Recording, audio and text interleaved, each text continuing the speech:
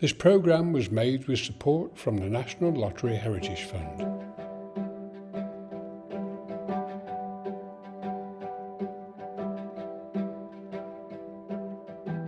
On the Heritage Channel tonight, summer festivals, historic sports cars and Afro Caribbean culture.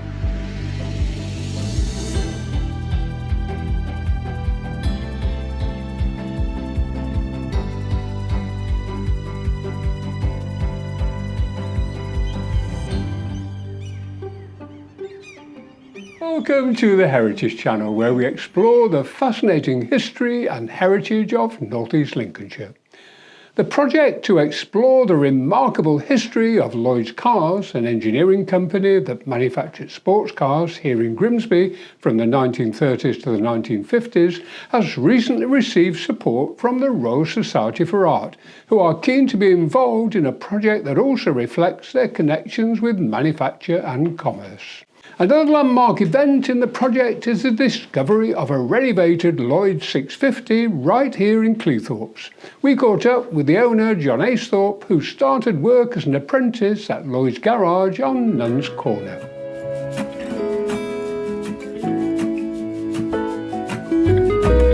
When I was leaving school, my dad was a lumper, my brother's a lumper, and all the family's are lumpers. They wanted me to go on the docks, but I don't like fish. So I decided to get my bike out and I'll go to the nearest garage, which was Lloyd's. I saw the manager there. I said, is there any work, jobs going? Because I was interested in cars, motorbikes, push bikes, anything I could get my hands on.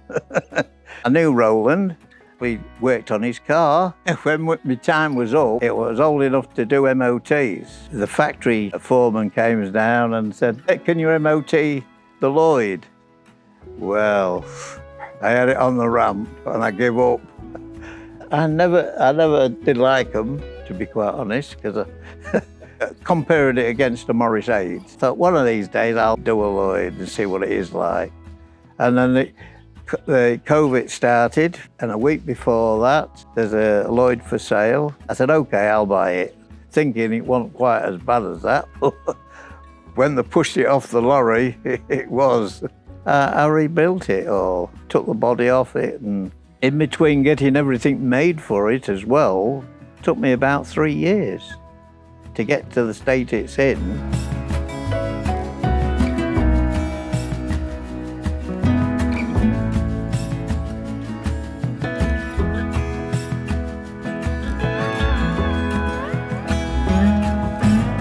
Springs in there, 3 big springs, and as that arm, which is a vertical arm, goes that way with the suspension, it pushes that arm in. Yeah. This is the engine, 2-stroke, and that's your charger. Your distributors at the bottom down there. Water-cooled, open flywheel. That's your dynamo. And your starter motor's underneath it. The gearbox is at the front of the engine. Very modern, very modern. Big doors, because that's for the passengers.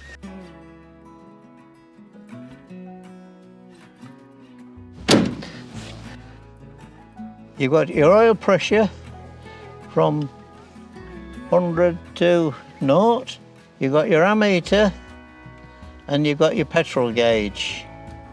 You've got your ignition switch, you've got the lights, starter motor, or you start to pull. You got your own, you got your dip switch there, and this car has got modern indicators, flashes. And your gear change is on the steering column. Your handbrake is underneath the dash. Actually, sat in it nearly the first time, it's very nice.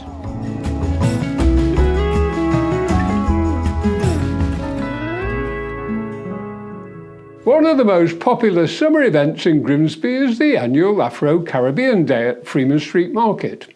Hosted by the Health Gospel CIC, the festival celebrates African and Caribbean culture, heritage and traditions with displays of traditional clothing, artwork, live music, dance performances and great African food.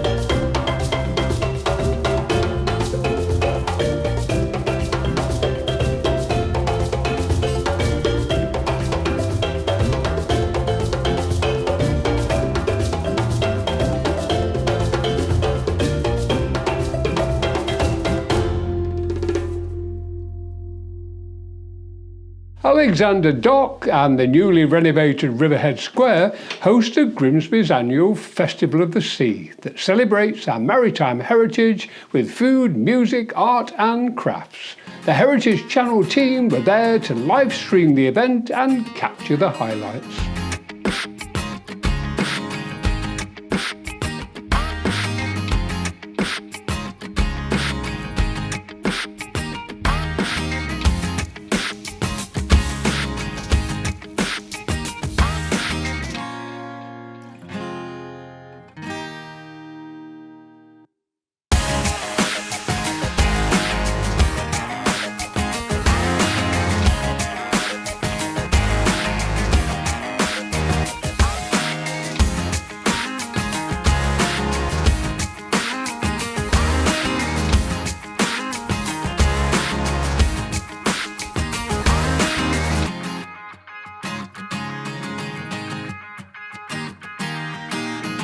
You can see the full festival documentary, including interviews with participants and visitors, in our next episode. Many of this year's summer events have been held in the new public spaces created by the High Street Regeneration programme, which also includes the renovation and repurposing of heritage buildings now nearing completion and other ambitious projects just getting underway.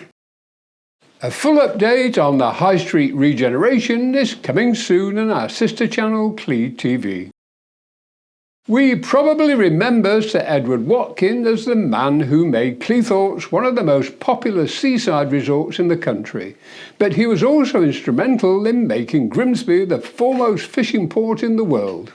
In further recognition of his achievements, the great and the good gathered at Grimsby Fishing Heritage Centre to unveil a plaque to this remarkable Victorian entrepreneur. Today is really the end of a trio. Edward Watkin, most people in the area know that it's literally true that he created Cleethorpes from a bit of sand and a bit of water, building the railway on the front so that you could be out paddling in less than a minute when you arrived. So it was his vision. When he built the railway and extended the railway, there was virtually nothing here. So give him credit for having confidence and vision. But what people tend to think of less, he created in Grimsby the premier, the biggest fishing port in the whole world. Because he was a railway man, he saw that the future of transporting food throughout this country en masse was by rail. So the trawlers could come in, they didn't have to transport the fish very far, they loaded them into the trucks, into the trains, and they were going out towards the whole of Britain and the continent, because Grimsby fish was famous on the continent of Europe, and that was what Edward Watkin did. The other thing that I don't think almost anybody knows, that he had a small station which doesn't exist anymore. It's called the Pier Station, and emigres, largely Jewish, fleeing from pogroms in, for example, Russia, and looking for a new life, would come off the boat, and he built them a special emigrants' home, and he fed and clothed them for a while, and then they were put on the train to Liverpool and the New World, which is where they were settling. And that's something which I don't think many people know about, and we should be proud of.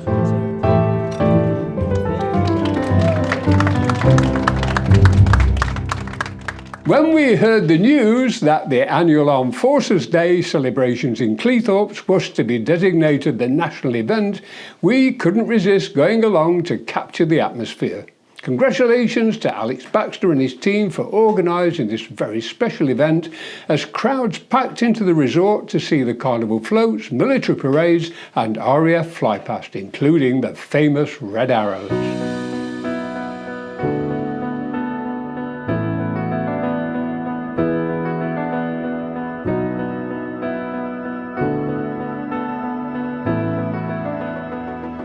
Armed Forces Day to me, it means a chance that I get to be back with my brothers in arms again. And we get together and we march and we parade and we're proud of what we did, what we served. And the biggest thing for me is the turnout from the crowds. Every year they come out in the droves and they cheer and clap, every single one of us. It makes you appreciate what you did.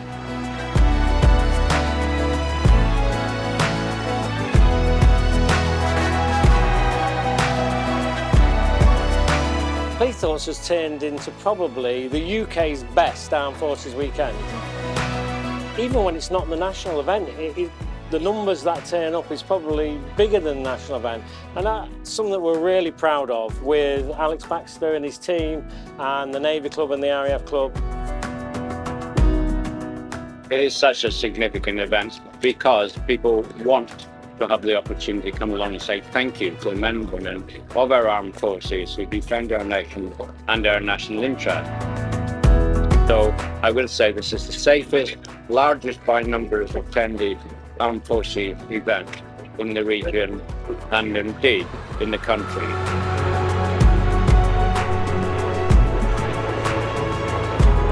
It's a real pleasure to be here. It's a privilege to be displaying for the audience today, especially in our home county of Lincolnshire.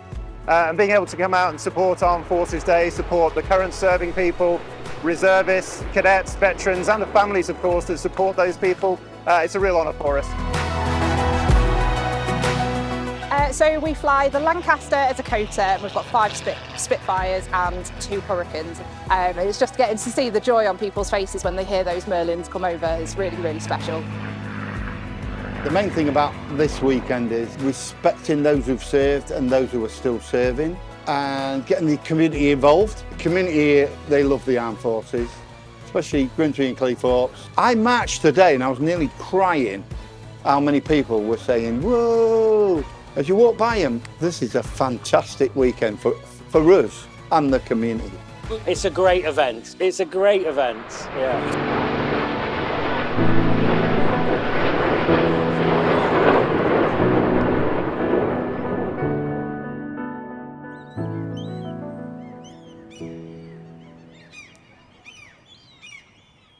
Topics at the latest meeting of the North East Lincolnshire Heritage Network included new support available for museums, the story of the Heritage Channel and the benefits of working in partnership with Hammond House. Members also participated in a workshop to produce broadcast quality video content using their smartphone cameras.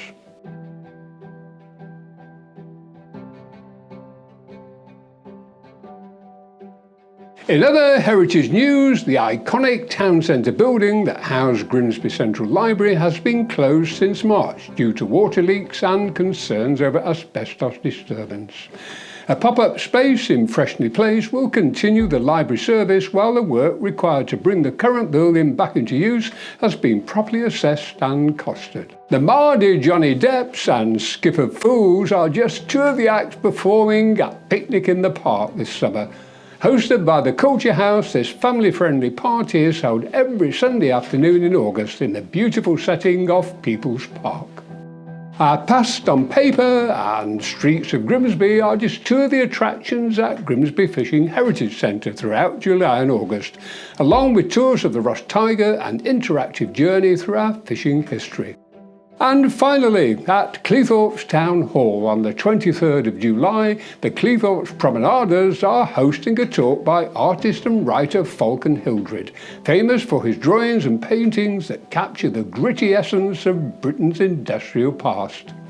Born in Grimsby in 1935, he has spent decades documenting the vital architecture of industrial towns and is now returning to his hometown, bringing captivating stories from his travels across the country.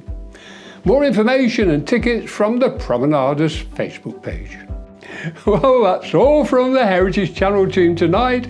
Thank you for watching, and we look forward to seeing you next month for more heritage news, views and stories from our historic coastal community.